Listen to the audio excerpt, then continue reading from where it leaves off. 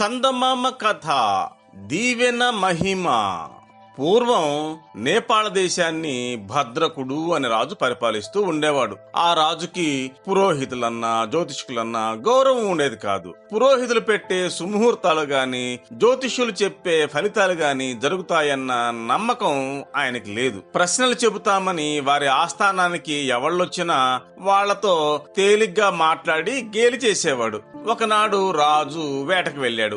ఆయనతో కూడా మంత్రి, పురోహితుడు, సేనాధిపతి మొదలైన వాళ్ళంతా బయలుదేరారు. వాళ్ళంతా అడవిదారిని పట్టిపోతుంటే గోరువంకొకటి రివ్వుమంటూ ఎగురొచ్చి పక్కనున్న ఓ చెట్టు మీద వాలి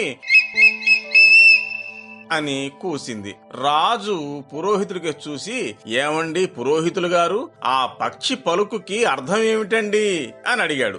ఆ పురోహితుడికి పక్షి భాష వచ్చు. అందుకనే ఆ రాజుగారు ఆయన్ని అలా అడిగాడు. చూద్దాం ఏం చెబుతాడు అని అందరూ ఆయన వైపే చూస్తూ ఉన్నారు. ఆ పురోహితుడు కాసేపు అటు ఇటు చూసి దూరాన కొండ పక్క నుంచి గడ్డి కోసం కొడవలు చేత పట్టుకుని వెళ్తున్న ఓ రైతును చూపించి, ప్రభు చూశారా ఆ వెళ్లే రైతుని? అతను దారిలో పాము కరిచి చనిపోతాడని ఈ పక్షి చెప్తోంది అన్నాడు. ఆ మాట విని రాజు అది ఎంతవరకు నిజమో చూద్దామని వేట మానేసి తన పరివారంతో ఆ చెట్టు కిందే ఆగాడు. మరి కాసేపటికి ఆ రైతు పెద్ద గడ్డి మోపు కట్టి నెత్తిపైన మోసుకొని కొండ పక్క నుంచి తిరిగి వస్తూ అక్కడ వాళ్ళందరికీ కనిపించాడు. ఎప్పుడైతే రైతు తమ కంటికి కనపడ్డాడో వెంటనే ఆ పురోహితుడు చెప్పింది ఒట్టి బూటకము, అడిగిన దానికి ఏదో ఒక జవాబు చెప్పుకోవాలి కదా అని చెప్పేశాడు. గాని వాడి మోహం, వాడికి శాస్త్రమేం తెలుసు అని రాజుగారు పరివారము తమలో తాము అనుకొని ఇక అక్కడి నుంచి వారు పురోహితుడిని ఇష్టం వచ్చినట్టుగా వేళాకోళం చేయడం ప్రారంభించారు. రాజు పురోహితుడిని చూసి హేళనగా నవ్వుతూ, ఏమండి పురోహితులు గారు, చచ్చిన వాళ్ళెక్కడైనా తిరిగి రావడం విన్నారా? ఆ రైతు చచ్చిపోతాడన్నారే, చూడండి మోపుతో ఎలా వస్తున్నాడు. ఒకవేళ యమదూతలకు ఏమైనా లంచం ఇచ్చి చావు నుంచి తప్పించుకున్నాడంటారా? లేకపోతే పెళ్ళాం పిల్లలతో చెప్పి రాలేదు కదా, వాళ్లతో చెప్పకుండా చచ్చిపోతే వాళ్ళు గోల పెడతారు కాబట్టి చెప్పి వస్తాను అని మృత్యుదేవతకు నచ్చజెప్పి వస్తున్నాడంటారా? మాట్లాడవేంటయ్యా, పాము కరిచి కాదు చచ్చిపోతాడన్నావు, ఏమైందంటారు ఆ విషయమంతా? ఇతగాడి చెమట కరిగిపోయిందా, లేక ఆ పక్షి మతి చెడిపోయి తప్పు చెప్పిందా? సెలవేయండి అన్నాడు. రాజుకు లాగానే తక్కిన వాళ్ళు కూడా ఆ పురోహితుడిని ఎగతాళి చేశారు. పక్షికి కాదు మతిపోయింది, పురోహితుడు గారికే అన్నాడు సేనాధిపతి. ఆత్మవిశ్వాసం గల పురోహితుడు మాత్రం ఆ మాటలు వినిపించుకోలేదు. చెక్కు చెదరకుండా తిరిగి వస్తున్న ఆ రైతును చూసి మనసులో ఇలా ఆలోచించుకున్నాడు, నేటి వరకు నేను చెప్పిన మాట ఒక్కటి పొల్లుపోలేదు.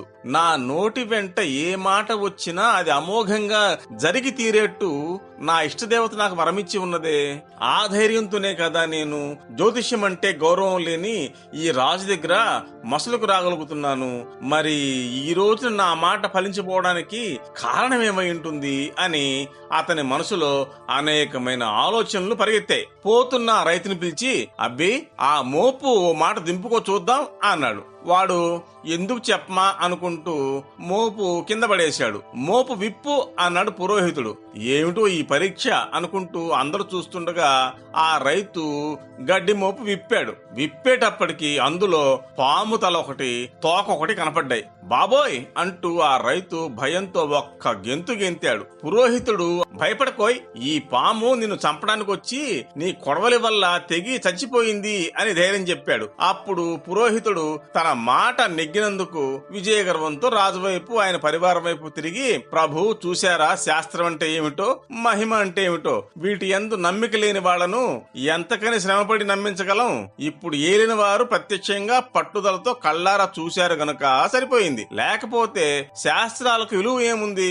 ఇష్టం ఉంటే నమ్మవచ్చు, లేకుంటే మానేయవచ్చు, అంతేగాని శాస్త్రాలను దూషించడం మాత్రం న్యాయం కాదు అని చెప్పాడు. పురోహితుడు చెప్పిన ఈ మాటలకు రాజు నిర్ఘాంతపోయాడు. తొందరపడి పురోహితుణ్ణి హేళన చేసినందుకు రాజు పశ్చాత్తాపడ్డాడు. ఆయనతో పాటు తక్కిన వాళ్ళు కూడా వెంటనే లెంపలు వేసుకున్నారు. కానీ రాజుకి వాళ్ళకి కూడా ఓ సందేహం మాత్రం తీరలేదు. రాజుగారు అడిగేశారు, అయితే పురోహితులు గారు, ఈ రోజున వీడికి గండం తప్పింది అంటే ఏదో కారణం ఉండాలి కదా, అదేమంటారు అని.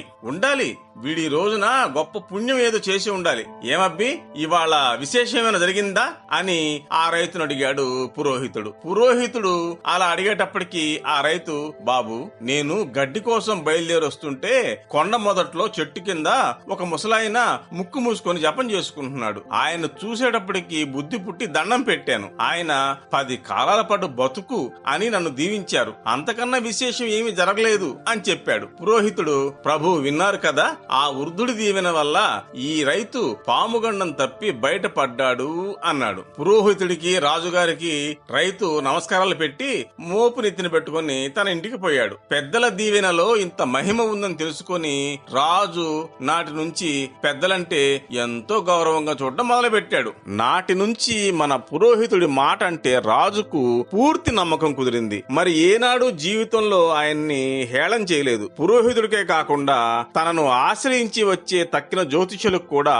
ఆస్థానంలో మంచి సన్మానం జరుగుతూ ఉండేది. చందమామ కథ. 2 వజ్రాలు.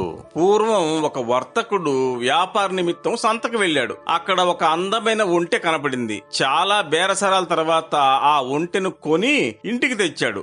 దాని జీను కింద ఒక వజ్రాల సంచి ఉండడం వర్తకుడి సేవకుడికి కనపడింది. అయ్యా, ఒంటితో పాటు బహుమతిగా ఒక వజ్రాల సంచి కూడా వచ్చింది అన్నాడు యజమానితో. వర్తకుడు తడతలా మెరుస్తున్న వజ్రాలను చూసి, నేను ఒంటిని మాత్రమే కొన్నాను, ఈ వజ్రాల సంచి నాది కాదు, ఇచ్చేద్దాం అన్నాడు సేవకుడితో.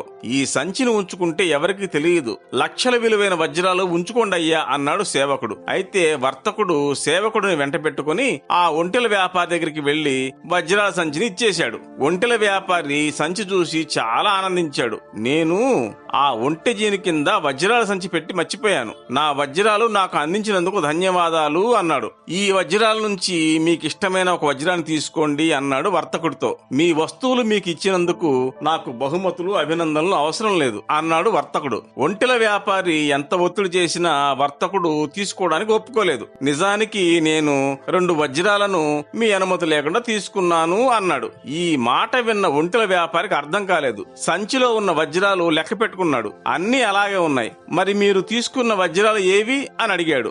వజ్రాలు అంటే వేరే ఏమీ కాదు మిత్రమా, నీతి నిజాయితీ. మీకు మీ వజ్రాలు అప్పగించడం వల్ల అవి నాలో ఉన్నాయని నాకు నమ్మకం కలిగింది. నా గుణం మీకు నా సేవకుడికి తెలిసింది. మీ ద్వారా లోకానికి తెలిస్తే నా పట్ల గౌరవం పెరుగుతుంది. డబ్బు సంపద వల్ల వచ్చే గౌరవం కన్నా నీతి నిజాయితీ వల్ల వచ్చే కీర్తి చాలా గొప్పది అన్నాడు. అది మనం చనిపోయినా సమాజంలో బతికుండేలా చేస్తుంది. నేను చనిపోయినా బతికి ఉండాలని కోరుకుంటున్నాను అన్నాడు.